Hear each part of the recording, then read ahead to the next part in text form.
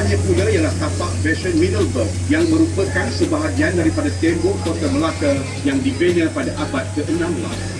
After the dataran Sungai Melaka Chetna, on the right is the Bastion Mill. It is a part of the wall of Melaka Fort that was built in the 16th century.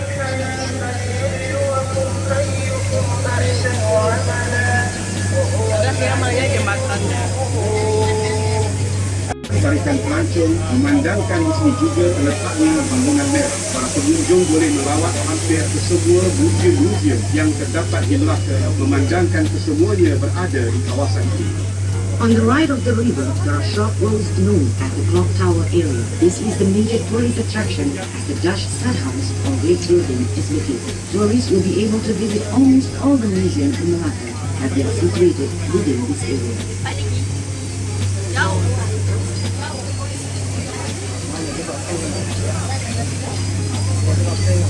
Selepas kawasan Jam Besar, terdapat deretan kedai-kedai yang telah diubah suai menjadi kafe, pusat jualan cenderatti serta internet kafe untuk kemudahan para pelancong. Di sebelah kiri sungai terletaknya perkampungan masyarakat Baba dan Nyonya. Kedai-kedai di sini menjual berbagai barangan cenderatti dan barangan antik. Right beside Padang Miri, you will see a row of old buildings that have been converted into cafes, craft and souvenirs shop and internet cafe for the benefit of the tourists. To the left of the river is the Baba and Nyonya village. Here you will find many shops selling various souvenirs and fascinating items.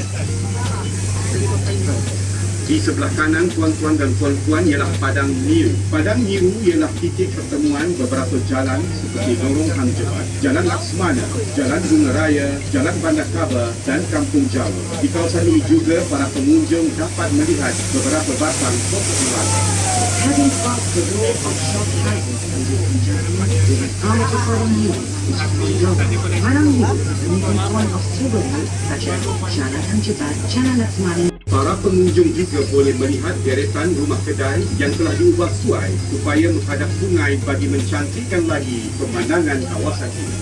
The row of shop houses have been remodeled to face the river, thus beautifying the riverscape. You can see on the buildings on your left, beautiful mural was painted by the local college students in collaboration with Ministry of Tourism, Arts and Culture Malaysia. These murals portray the diversity of races and cultures in Malaysia.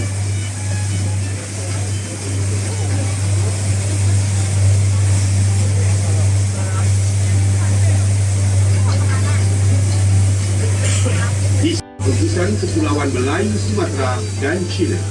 Behind the rows of shop lots on the left is the Masjid Kampung Bulu or the Kampung Bulu Mosque. This mosque was built in 1728 and it is one of the earliest mosques built in Melaka. It is also one of the oldest mosques in Malaysia. In 1892, the basic structure of the mosque was renovated and reinforced with brick. The architecture of the mosque features the combination influence from China and throughout the Malay archipelago. Sebelum melepasi Jambatan Hang Tuah, di sebelah kanan ialah pasar keawal Bandar Melaka yang dikenali sebagai Kampung Jawa. Ia telah beroperasi dari tahun 1940 hingga 1960 dan di sebelahannya pula adalah kawasan Riadah yang telah dibangunkan oleh kerajaan negeri. Ianya dikenali sebagai Air Pancut Berirama. On the right side, the state government has built a recreational area that features a riverine of the fountain. During nighttime, visitors can enjoy the spectacular light, water and musical display. Beside this recreational area is one of the earliest marketplace known as Kampung Jawa. This market has been in operation since 1960. Back then, fishermen boats would walk here daily, supplying fresh fish to the market stalls.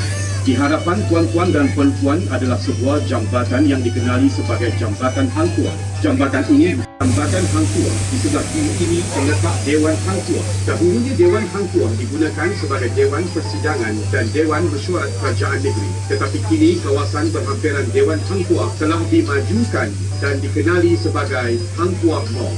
After the Hang Tuah Bridge, on the left is Hang Tuah Hall. Long before, Hang Tuah Hall was used as a session hall and meeting place for the state government. Today, the area surrounding Hang Tuah Hall has gone an extensive development and is now known as Hang Tuah Mall. Opposite the Hang Tuah Hall, you will find an old cinema, the famous Cathay Cinema. This cinema operated from 1960 to 1990. Now the cinema has been converted to a theatre hall called Panggung Bangsawan.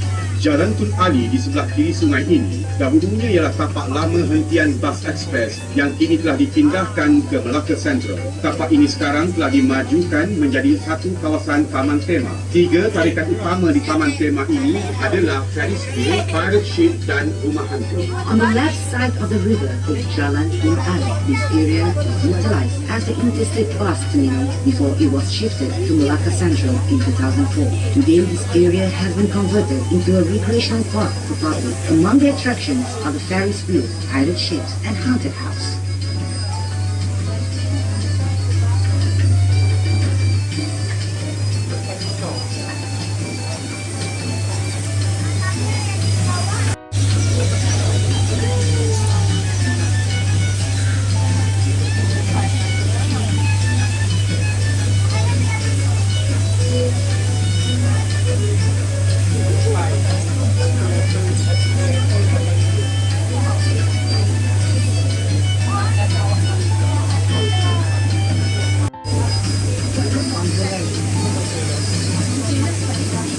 Tidak berapa jauh dari Rumah Limas terletak Rumah Villa Sentosa. Rumah ini telah dibina pada awal abad ke-20 dan kini telah dijadikan sebagai muzium persendirian oleh pemiliknya, Datuk Haji Hashim bin Datuk Demang Haji Abdul Ghani. Di sini para pelawat boleh melihat koleksi pakaian, tenunan Melayu, perabot dan pelbagai jenis senjata lama. Masuk adalah percuma.